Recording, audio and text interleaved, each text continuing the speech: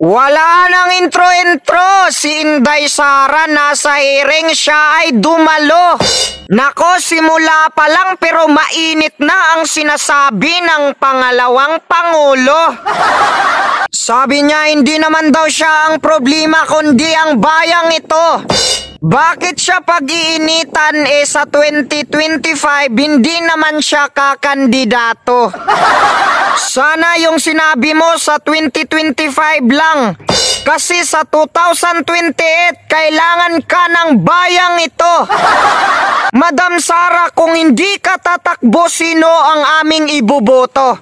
Mga impakto? Pinagtutulungan nila si Madam Sara, ibig sabihin nito lahat sila mga siraulo. Kung lahat pala sila mga siraulo, sino pa ang ating iboboto? Kaya magkaisa ang mga Pilipino, wag nang bumuto.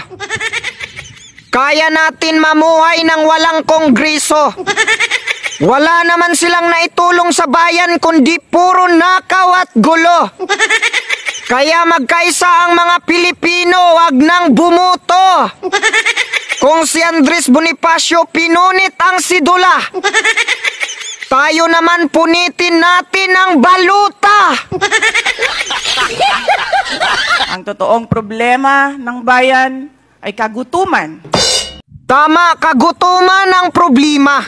Sa totoo lang, kaya nilang bilhin ang bigas sa magsasaka at ibinta ng mura.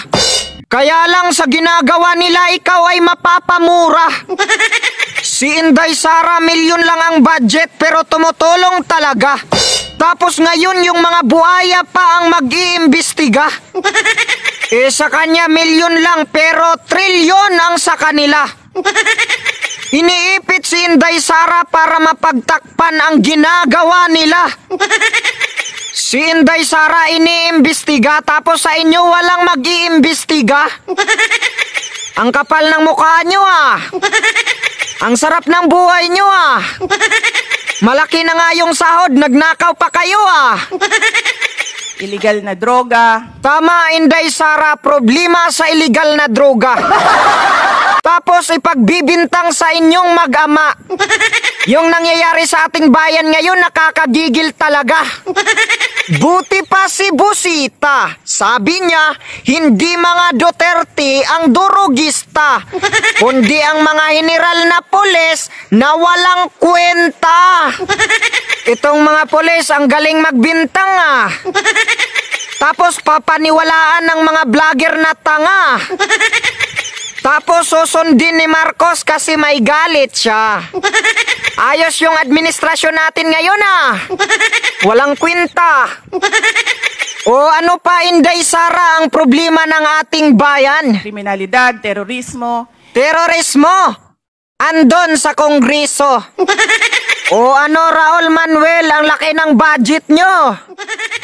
Grabe ang Pilipinas, pinaglilingkuran ng mga demonyo. Ito yung nagtatrabaho sa gobyerno. Pero ang gagawin niya, kakalabanin ang gobyerno. Ito yung pinapasahod natin para manggulo. Sos, ang bayan ko ay napakamalas. Isama nyo na to si Brosas. Kasi ito ang kanilang alas. Sisirain nila ang gobyerno tapos sila ay magpapalakas. Kaya pala tinatawag to na Makabayan Black. Kasi yung mga makabayan ay haharangin nila, yan ang kanilang balak. At ito, meron pang isa. Nasaan na kaya ang mga dinukot nito? Mag-ingat kayo, huwag kayong sumama dito. Huwag kayong magpapaluko, ayan, nagpapaganda na to. Kapag nariyan ka, bumabagal ang ikot ng mundo. Hindi kita dapat ginugusto, pero natutukso. Ano man ang sabihin nila, hindi kita ipagkakaila, pagkat ikaw lang ang minamahal ko, o aking diwata. Mga kabataan, huwag kayong magpapaakit. Sa mga taong ito ay puro plastic. Kinakalaban ang may malasakit. Tingin mo sa kanila mukhang mabait, pero silang lahat ay mapanakit. Huwag kayong maniwala sa mga party list. Dahil sa kanila maraming nagtiis, marami na ang nagbuwis dahil sa kalukuhan nila buhay ang kapalit. Maling adikain, wag nyo nang ipilit. Malin natin ng bayan, wag magpapadala sa galit. Dahil tayong mga Pilipino, dapat ay nagkakaisa para sa ikakaunlad nating mga maliliit. Tayo-tayo ang naglalaban, walang asinso. Dagdagan pa nitong mga kongreso. Speaker Romualdez, sinusunod ng mga aso. Sabi niya, kailangan daw sumunod sa proseso. Pero siya hindi sumusunod mismo. Nasaan na ang trilyon na budget? Tinatago lang ninyo. Ang kapal-kapal ng mukha ng mga to. Oy, Madam Chair! Nasaan na yung trilyon ninyo? Pakitanong kay Speaker. Grabe ka sa budget ni Inday Sara. Ngayon kayo naman ang tinatanong, hindi makasagot ah. Ito si Stella Kimbo.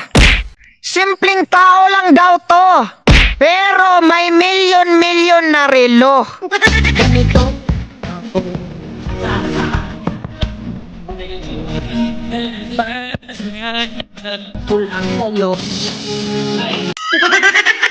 Ang bawat sentimo ng bayan ay sagrado at narito tayong upang tiyakin na ito ay nagagamit para sa tunay na kapakanan ng sambayanan. Uy, Speaker, ganito dapat ang sinabi mo. Ang bawat sentimo ng bayan ay sagrado. At narito tayo upang tiyakin na ibulsa at ibangko para sa kapakanan ng mga buhaya sa Kongreso. Tahimik daw sa Davao. Ano naman ang masasabi mo, Congressman? No?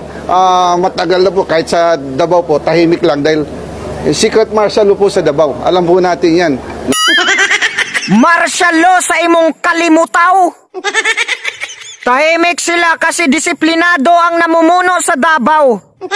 Hindi katulad ninyo mga halimaw.